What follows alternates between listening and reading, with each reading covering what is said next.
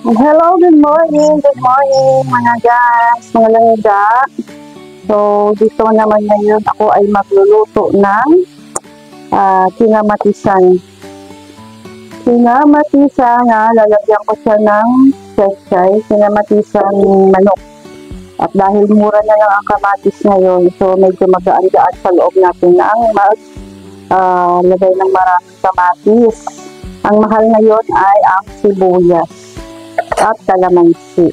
So, start na tayo maghiwa ng ating sangkap. Ayan, babalatan lang natin yung patatas. Medyo pinround ko lang yung manok para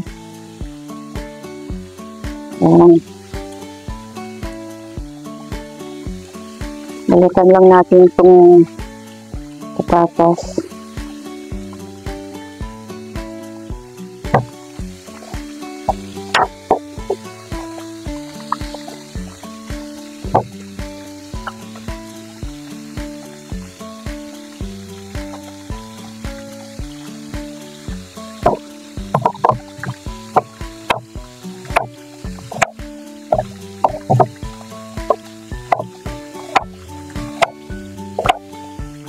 So, ganyan lang siya. Lagay lang natin dito.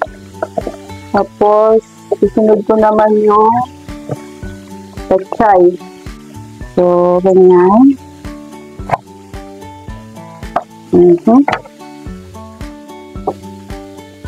Hinugasan ko yan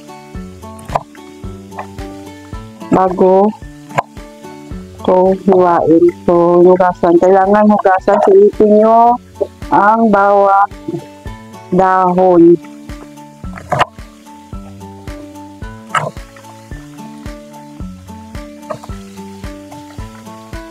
So, yan. Ganyan ang ating. Ayan.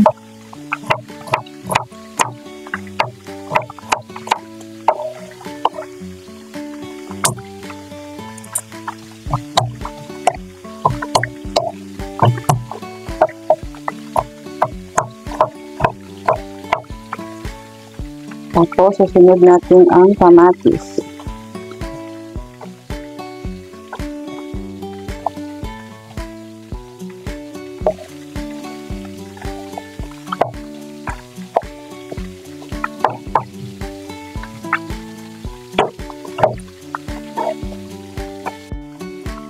And ayan, tapos na. Natapos ko nang hiwain yung ating kamatis. Hanguin ko naman ngayon ang manok na pinag-brown ko.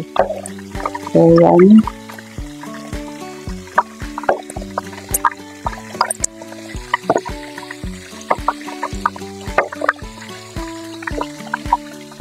So, ito po yung ating chicken. Doon na rin po ako mag-gigisa ng ating panangkap doon sa pinaglutuan ko ng manok. So, dito na rin po ako nag-gisa.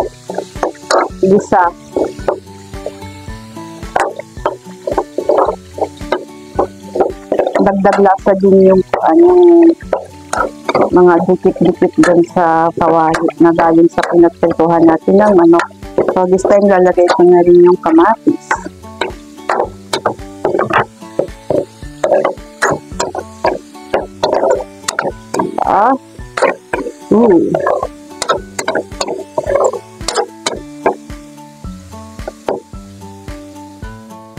So, takpan lang natin hanggang sa maluto ang kamatis.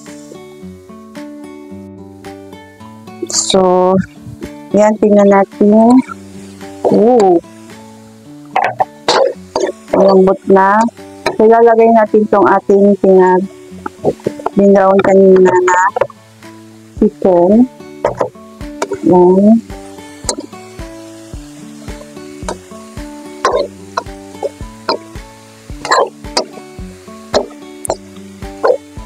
Para maiba naman.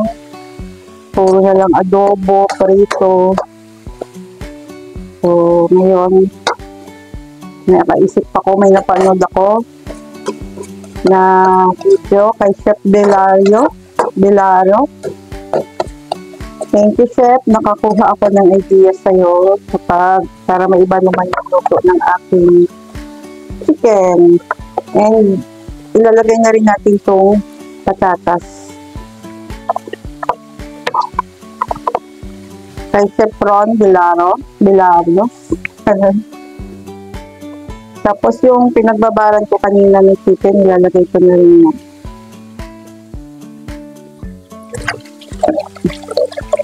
Minarinate ko lang siya sa pepper at saka sa toyo. Tapos yan, lagyan natin ng sabaw.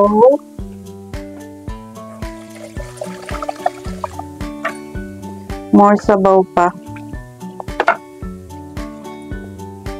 Kaya ganyan yung kulay niya kasi nilagyan ko siya, pinarinate ko siya sa toyo. Tapos talagang nag-brown yung ating chicken. And of course, maglalagay ako ng isang chicken cube. Kung meron kayong chicken powder, pwede naman. Hintayin lang natin na lumambot yung patatas at maluto ang chicken.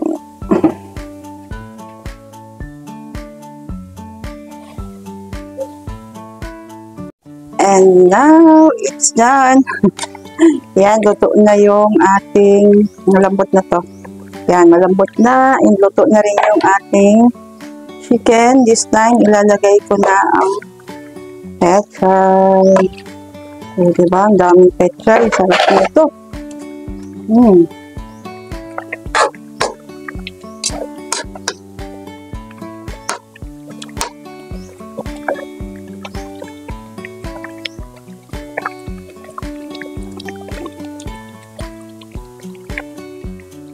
So, takpan muna ulit natin for a few minutes. Na 1 minute para maging maluto. So, yan. Luto na. And turn off na natin ang kalan. Ang sarap nito. So, magpe-plating na ako. Magpe-prepare na ako ng baon ng aking anak.